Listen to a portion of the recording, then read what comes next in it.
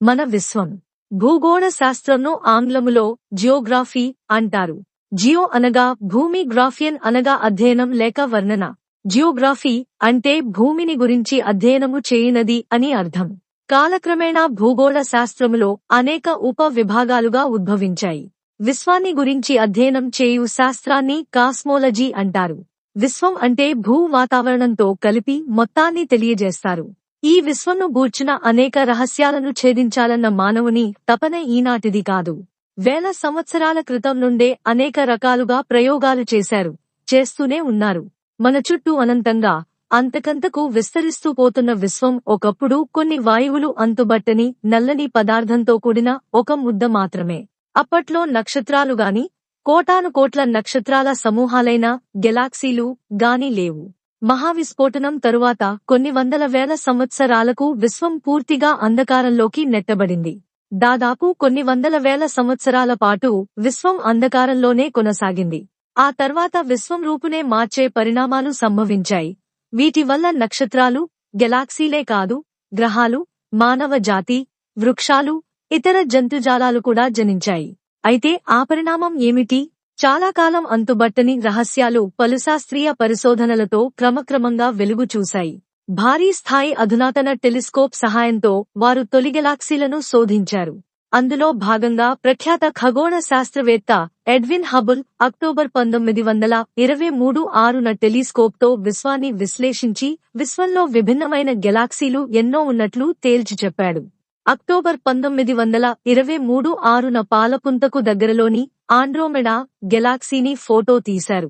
శతాబ్దం క్రిందటి వరకు పరిశోధకులకు పాలపుంత, మిల్క్ వే మాత్రమే తెలుసు.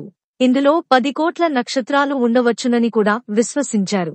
ఆ తరువాత పరిశోధకులు మన గెలాక్సీతో సంబంధం లేని నక్షత్రాలను కూడా ఆకాశంలో కనుగొన్నారు.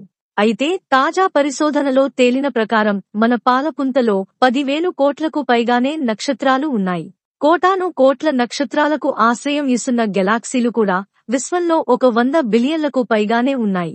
విశ్వంలోని వాయువులన్నీ గురుత్వాకర్షణ శక్తి కారణంగా వివిధ మేఘాలుగా రూపొందుతాయని, వాయువులన్నీ క్రమంగా చల్లబడే కొద్దీ మేఘం కేంద్ర స్థానానికి కుంచుకుని పోయి సూర్యగోళము కంటే చిన్న పరిమాణంలో రూపొందుతుందని ఆక్స్ఫర్డ్ విశ్వవిద్యాలయానికి చెందిన గ్రెగయల్ బ్రియాన్ ఎబెల్ తన కంప్యూటర్ నమూనాల ద్వారా పేర్కొన్నాడు. కేంద్ర భాగంలో ద్రవ్య రాశి కుసించుకుని పోతూ క్షీణించి పోయే కొద్దీ చుట్టూ ఉపరితలంపై పరిసరాలలోని వాయువులు దట్టంగా కమ్ముకొని మొత్తం నిర్మాణం సూర్యునికి 100 రెట్ల పరిమాణంగా తయారవుతుందని ఎబెల్ పేర్కొన్నాడు. ఈ ప్రక్రియ ప్రారంభమైన లక్షలాది సంవత్సరాలకు సంపూర్ణ శక్తిగల నక్షత్రాలుగా రూపొంది కాంతివంతంగా ప్రకాశించడం మొదలుపెట్టిందని ఎబెల్ పేర్కొన్నాడు. బ్రహ్మాండమైన పరిమాణంలో ప్రజ్వరిల్లే ఈ నక్షత్రాలు కొన్ని లక్షల సంవత్సరాల తర్వాత సూపర్ నోవా దశకు చేరుకుని విపరీతమైన వేడిమితో పేలిపోతాయని ఎబెల్ పేర్కొన్నాడు. దీని తాకిడికి సమీపంలో తయారుగా ఉన్న నక్షత్రం ఉష్ణరాశిని అందుకుని మండటం ప్రారంభిస్తుంది. ఇలా నక్షత్రాలు పేలిపోతూనే ఇతర నక్షత్రాలు పుట్టుకకు ముందుతరం గెలాక్సీల ఆవిర్భావానికి, అనేక భారీ స్థాయి మూలకాల పుట్టుకకు, విశ్వం విస్తరణకు కారణం అవుతాయి. మనం ప్రాణవాయువుగా పీలుస్తున్న ఆక్సిజన్ సహా అనేక మూలకాలు నక్షత్రాలు అందించిన వరాలే. అంతేగాక విశ్వం ఒకప్పుడు ముద్దగా ఉండేదన్న వాదనకు ఆధారంగా 1922 సంవత్సరంలో నాసా ప్రయోగించిన కాస్మిక్ బ్యాక్ గ్రౌండ్ ఎక్స్ప్లోరర్ అనే అంతరిక్ష నౌక కొన్ని రుజువులు తెచ్చింది. అంతరిక్షంలో కొన్ని వేడిమిగల, చెమ్మగల ప్రాంతాలున్నాయని ఈ నౌక పేర్కొంది. గెలాక్సీలు రూపొందడానికి కారణమైన అనేక వాయువుల సమూహం అంధకారంతో కూడిన నల్లని పదార్థం నుంచి ఏర్పడ్డాయని ఈ పరిశోధన ధృవీకరించింది. విశ్వాంతరంలో పాలపుంత కాకుండా అనేక గెలాక్సీల సమూహాలు ఉన్నాయని ఎడ్విన్ హబుల్ చేసిన అధ్యయనం గెలాక్సీల ఆవిర్భావంపై ఆధునిక పరిశోధనకు మూలాధారమైనది. నక్షత్ర సమూహాలు మనకు 10 లక్షల కాంతి సంవత్సరాల దూరంలో ఉన్నాయని హబుల్ పేర్కొన్నాడు. ఇందులో భాగంగా భూగోళానికి 6,30,00,000 కాంతి సంవత్సరాల దూరంలో ఆంటెనా గెలాక్సీలు ఢీకునే దృశ్యాన్ని ఆయన వీక్షించాడు.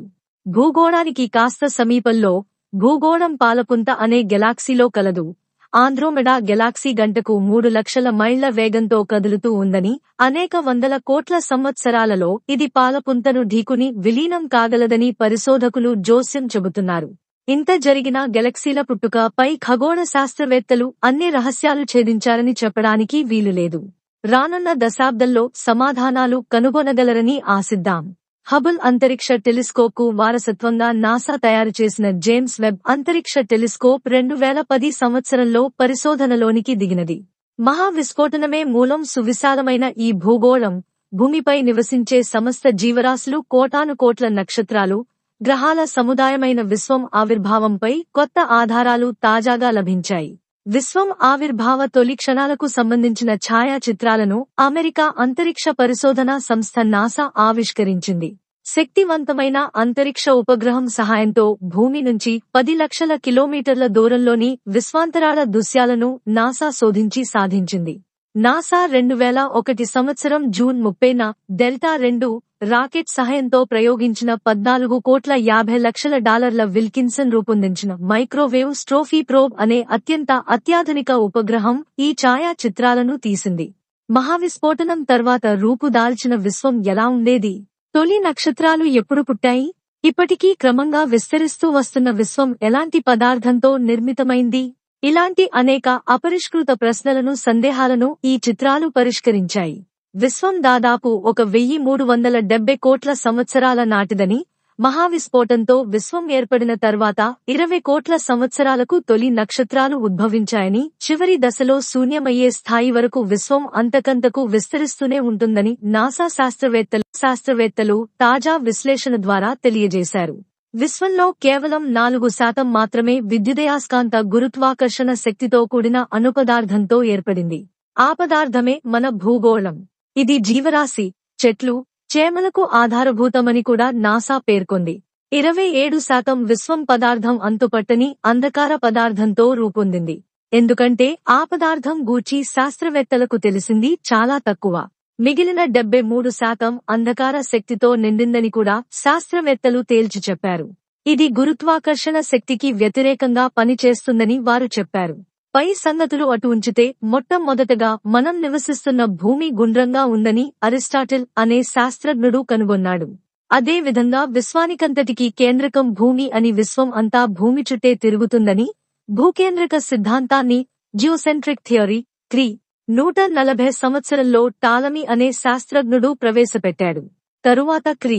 సె 1543లో కొపర్నికస్, పోలాండ్, విశ్వానికి కేంద్రం సూర్యుడని తన సూర్య కేంద్రక సిద్ధాంతం హీలియోసెంట్రిక్ థియరీ లో పేర్కొన్నాడు. ఏది ఏమైనప్పటికీ మానవుడు మొదటి నుండి తన ఆలోచనా శక్తితో తన పరిధిలో విశ్వరహస్య ఛేదనకు ప్రయత్నించాడు. నాగరికత, జ్ఞానం, సాంకేతిక విజ్ఞానం పెరిగిన కొద్దీ మానవుని ఆలోచనలో కూడా మార్పు వచ్చింది. ఫలితంగా సూర్యుడు నక్షత్రం మాత్రమేనని, అలాంటివి కొన్ని వేల, లక్షల నక్షత్రాలు విశ్వంలో గలవని తెలుసుకున్నారు. మనం నివసిస్తున్న భూగోళం పాలపుంతలో ఉందని, అందులో సూర్యుడు ఒక నక్షత్రం అని, సూర్యుని చుట్టూ 8 గ్రహాలు, అనేక ఉపగ్రహాలు తిరుగుతున్నాయి. వీటినన్నింటినీ కలిపి సౌర కుటుంబం అని అంటారు. విశ్వంను, వాటి పుట్టుక, నిర్మాణం, చరిత్రలను తెలిపే శాస్త్రంను కాస్మోలజీ అని అంటారు. విశ్వం ఆవిర్భావం. విలియం హెర్షెల్ 1748 అణుశాస్త్రవేత్త సూర్యకుటుంబము విశ్వంలో ఒక భాగమని మొదటిసారిగా పేర్కొన్నాడు. హబుల్ అణుశాస్త్రవేత్త విశ్వం కొన్ని మిలియన్ గెలాక్సీలను కలిగి ఉన్నదని మొదటిసారిగా పేర్కొన్నాడు. విశ్వం ఆవిర్భావం గూర్చి మొదటిసారిగా బెల్జియం శాస్త్రవేత్త జార్జీ లైమెట్రీ తన బిగ్ బ్యాంగ్ సిద్ధాంతంలో పేర్కొన్నాడు.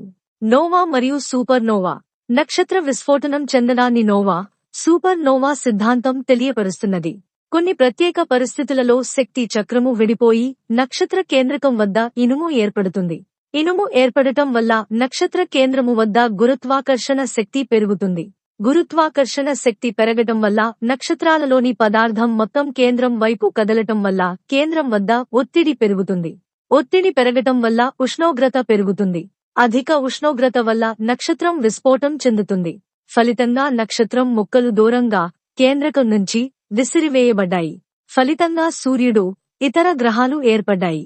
ఈ విధంగా నక్షత్రం పాక్షికంగా విస్ఫోటనం చెందితే దానిని నోవా అని, నక్షత్రం పూర్తిగా విస్ఫోటనం చెందితే దానిని సూపర్ నోవా అని అంటారు. 13.4 మిలియన్ల సంవత్సరం క్రితం ఒక వస్తువు ప్రేలుడు జరుగగా విశ్వం ఏర్పడింది. విశ్వం చుట్టూ దట్టంగా ఆవరించి ఉన్న నక్షత్ర నిర్మాణంను విశ్వమహాకుడ్యం అంటారు. విశ్వంలో 2 పదార్థాలున్నాయి. అవి 1 డార్క్ మేటర్, 2 వైట్ మేటర్. డార్మెటర్ను చీకటి శూన్యం అని అంటారు. ఇది 99% కలదు. మనము ఉన్న భూమి పాలపుంత అనే గెలాక్సీలో కలదు.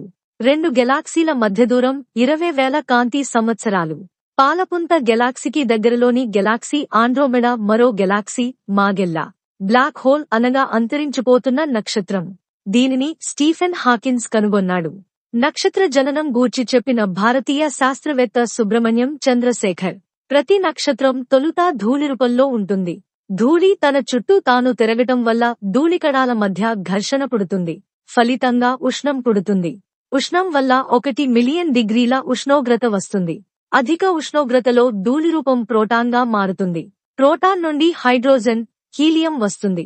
హీలియం నుండి కార్బన్ జనిస్తుంది. చివరిగా యురేనియం 238 ఏర్పడి కేంద్రక సంలీన చర్య జరుగుతుంది. దీనివల్ల నక్షత్రంలో శక్తి చక్రం తిరుగుతుంది. దీనితో ధూళిగా ఉన్న నక్షత్రం ప్రకాశిస్తుంది. ప్రస్తుతం 88 నక్షత్రమండలాలు ఉన్నాయి. ధ్రువ నక్షత్రాన్ని పోలారిస్ అంటారు. ధ్రువ నక్షత్రం ఉత్తర ధ్రువం ఎదురుగా ఉంది. ధ్రువ నక్షత్ర స్థానాన్ని సప్తర్షి మండలం అంటారు. సప్తర్షి మండలాన్ని ఆంగ్లంలో గ్రేట్ బేర్ అంటారు. షూమేకర్ లేవి మెనస్ 9 అను తోకచుక్క జూలై 1994లో గురుగ్రహాన్ని ఢీకొన్నది. కోపర్నికస్ రచించిన గ్రంథం on the revolution of the heavenly bodies విశ్వంలో సమృద్ధిగా దొరికే మూలకం హైడ్రోజన్ కాగా భూమిపై సమృద్ధిగా దొరికే మూలకం నైట్రోజన్.